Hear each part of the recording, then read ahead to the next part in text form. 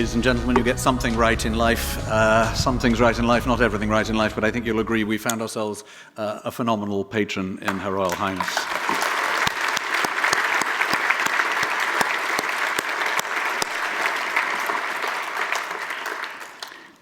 The last orders of business this evening are to make our two awards cited behind me and on the screens. The first is our Gold Medal Award, made to Dame Vivian Hunt, Managing Partner, UK and Ireland of McKinsey Company. Vivian is the Managing Partner of McKinsey's UK and Ireland offices and is also a Senior Partner of the firm. Vivian advises leading companies on a broad range of strategy topics with a particular focus on performance transformation and organizational development. She also provides strategic advice to leading British firms in the public, private, and third sectors. Vivian serves on the firm's global board of directors, its values committee, and several personnel committees. In addition to her client responsibilities, Vivian is a leader within the firm on leadership, on topics of leadership and diversity. She frequently speaks on McKinsey's flagship research on the topic and has co-authored publications such as The Power of Parity: How Advancing Women's Equality Can Add $12 trillion to Global Growth. She has previously been named as one of the top 10 most influential black people in Britain by Powerlist Foundation, and the Financial Times identified her as one of the European women to watch, and more recently as one of the 30 most influential people in the City of London. In 2018, Vivian was appointed Dame Commander of the Order of the British Empire for services to the economy and women in business. I'm delighted on behalf of everybody at CMI to be making this Gold Medal Award to Vivian, and I'd like her to come now and receive it and then to address us.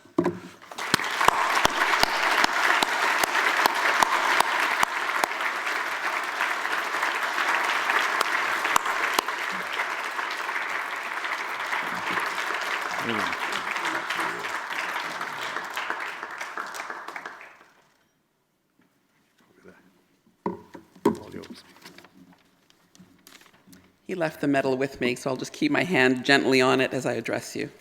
Thank you very much, Bruce. You're very generous with your words, and I am really very pleased as well as humbled to be with you this evening. I want to thank Anne and the entire team at CMI for inviting me to accept this award, and in particular my husband, Nick, and our sons, Gabriel and Noah, for being here on this quite glamorous evening tonight. My son said to me, "Mommy, what exactly are you wearing?" And I said, I am the night sky. It's a wonderful evening, and I am genuinely humbled by the recognition. I think I received the letter in May or June of last year, and it is a management award. And we know as managers and leaders is we're very often behind the scenes, behind our products, behind our services, behind our employees. Generally speaking, introverted, sometimes analytic, and modest people who don't seek the limelight for ourselves. But managing and leading people well is itself a skill.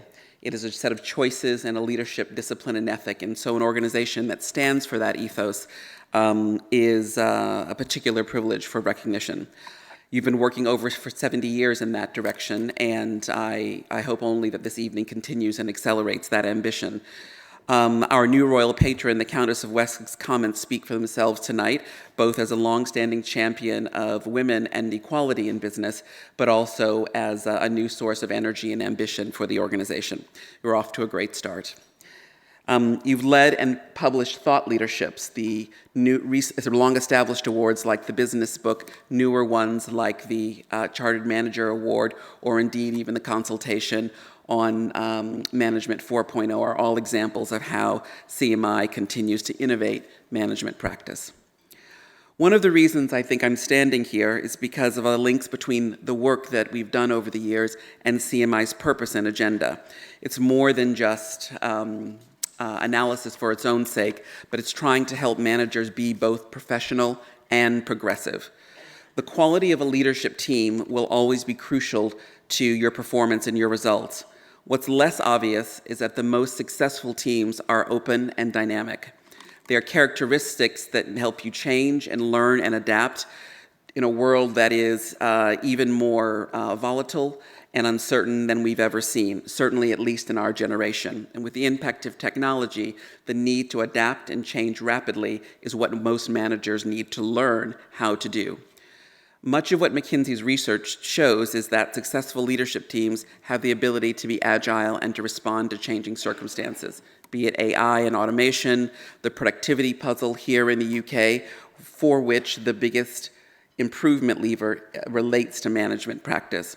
So all of our clients, and indeed all of our people, know that we have to be brave in our leadership ambition and really, really willing to change. I've tried to do my bit whilst leading McKinsey and working with our offices in the UK and Ireland. I'm an American by birth, but a Briton by choice. And I feel a huge responsibility to contribute to the fabric and positive outcomes in both countries. My grandmother, who is 95 and doing very well, thank you, would say that you have to use the hands that you're given. And what I hope is that we are helping our clients, leaders and managers right across this country and beyond to make better decisions in a complex and indeed sometimes concerning business, geopolitical, and social environment. Professional and progressive. Just like the CMI, we want to make both of those things stick. The other part of the CMI's mission has emotion in it. It's about being passionate and practical.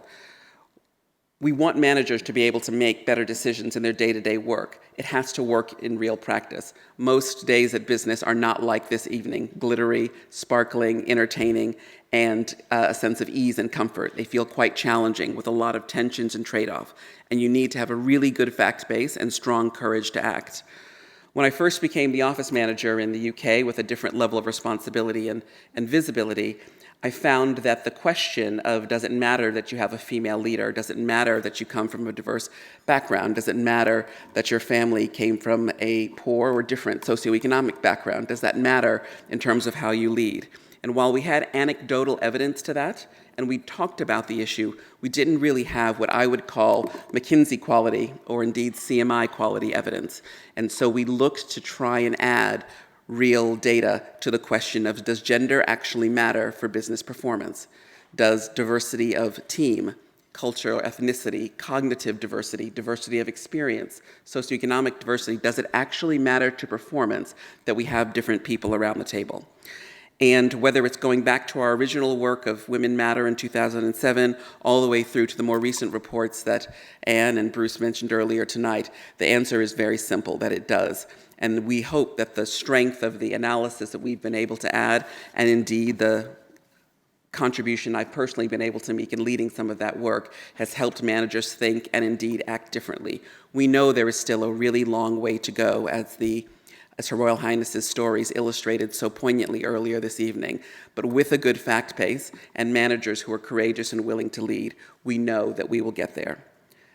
It will require courage, resilience, and I hope our journey tonight will help other leaders, you and all of those that you represent, be confident that brave, ethical leadership and inclusive business practices really will drive better performance and a better society. There's still much to do. I am humbled and indeed feel a sense of responsibility with receiving this honor, and thank you again for your time and attention. Good evening.